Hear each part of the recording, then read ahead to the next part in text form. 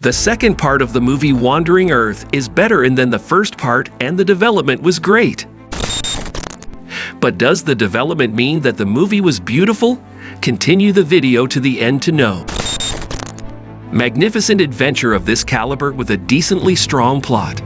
I wasn't a fan of the first Wandering Earth, but I thought it was adequate for a big-budget release. This story, on the other hand, starts in the early stages of the Moving Mountains project, and I'll be honest, I'm not sure if you need to have seen the first movie to understand where I'm coming from. It's a prequel, yes, but it's also something that's setting up what will happen later. Nevertheless, I thought this story was in addition. I thought the characters in this movie were more interesting, and the character development was handled much better than in the first. I also believe that even though the stakes in the first movie were very high, this one feels like it will keep viewers on the edge of their seats much longer than the first did. In order to protect the planet, once more, young people must make a stand to begin a race against time for life and death. Therefore, in 2019, we experienced the Wandering Earth, in which the sun was expanding and was just going to destroy Earth. In order to transform Earth into a spaceship, enormous engines were installed all across the Earth. I was unaware that this sequel is actually a prequel before I started watching it. The entire history leading up to the first movie is revealed to us.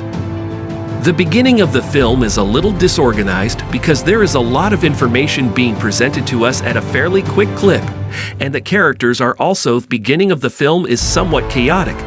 A lot of information is being given to us, but it's also coming in fairly quickly, and the characters are being introduced to us in a hurried manner. But after about 30 minutes, the pace does slow down and the story starts to really take shape.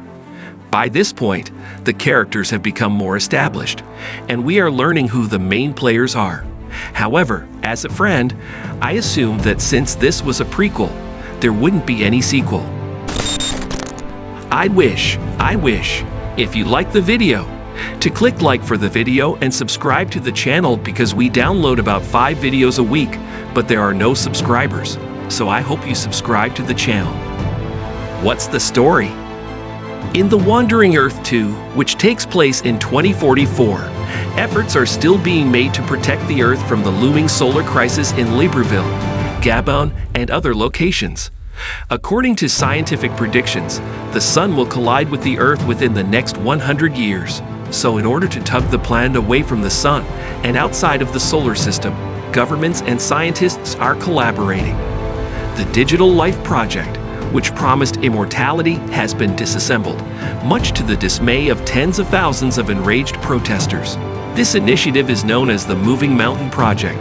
However, it goes opposite to the immortality promised by that program. Jing is one of the officers battling the terrorists who are attempting to halt the Moving Mountain Project, but in vain. After 14 years, scientists and political leaders have devised a new plan to keep the Earth from being pulled toward the Sun: blow up the Moon. This would cause the Moon to collapse, creating a force that will draw the Earth away. Are there any strengths? It's a journey via emotions. There are some truly tragic scenes, as well as scenes that will undoubtedly make you think of previous science fiction movies like Contact or Armageddon. Then I didn't care about the parallels in the stories. It's not like this is a parody of those movies, I mean. Only a few of the elements are shared by both of them. When the action sequences start, there are some absolutely insane and heart-pounding parts, and there are some fight sequences. I was holding my breath a few times because the tension was building so effectively. The special effects are really good, and even though many of them are CGI, they look and feel good within the scenes. And those could be difficult to concentrate on due to the brisk editing, which generates a lot of movement and excitement, but obscures the choreography with all the quick cuts. The majority of those who oppose building Earth rockets would rather live in an augmented reality or digital environment, which puts them in conflict with those who want to build the rockets and transfer the Earth out of the Sun's fatal path. I don't believe this arc is currently established as well as it could be. Yes, we can understand their motivations and intentions, but everything is established very swiftly, often through bits of speech that are said off-screen, but which we can overhear being discussed in news reports. despite the fact that some of the action sequences around it are exciting. I wish there had been more depth. Other than wanting the evil characters to lose, there isn't much emotional connection. However, as the movie progresses, there is more plot. Pay close attention to its arc, especially since it explores a few personal story threads. Yet it does feel rushed when it first starts. As the story develops all of the tension and difficulties we face from the point of view of a pilot whose arc is quite emotional, I really liked how it concentrates on a variety of perspectives. Additionally, a political perspective reveals the inner workings of all the conflict and choices being made to decide whether or not. Even before the project is approved, there is this scientist-turned-computer guy who has a strong emotional connection to the plot. However, because of how awful and dark this situation is, all of these factors are now working together to create increasing suspense and dread.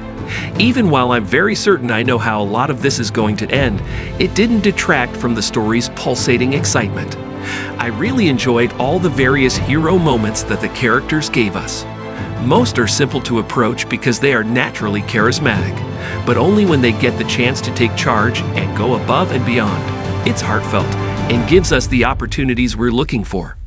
I found a number of those instances to be a little unexpected, but I love how they illustrate character development by enabling someone who may have been self-centered or hostile to evolve before rising to the challenge. Weakness? The Wandering Earth 2 has an interesting idea, but it's too long and difficult. The Earth needs to be towed away from the solar system in order to stop the sun from colliding with it. Unfortunately, that element is obscured by the film's clunky writing, cliched action hero characters, and over-the-top bombast, which makes Michael Bay's work by contrast seem sophisticated and nuanced. Much of the first hour is spent repeating the narrative, so it's hard to care what happens in the end. Real character development doesn't start until far past the hour mark.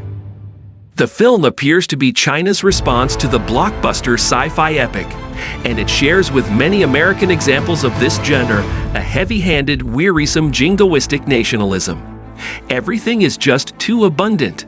A project that offers eternal life is mentioned after the sun is going to swallow the earth, although it's unclear why anyone would desire that given that the sun is going to devour the earth, and the last third or so of the film is devoted to the destruction of the moon. The iconic Mr. Show with Bob and David joke about blowing up the moon may come to mind for some viewers, but this isn't that humorous, at least not on purpose so. If you get here, that means you like the video. If you like the video, support us and subscribe. Like and tell us in the comments about your opinion about the movie.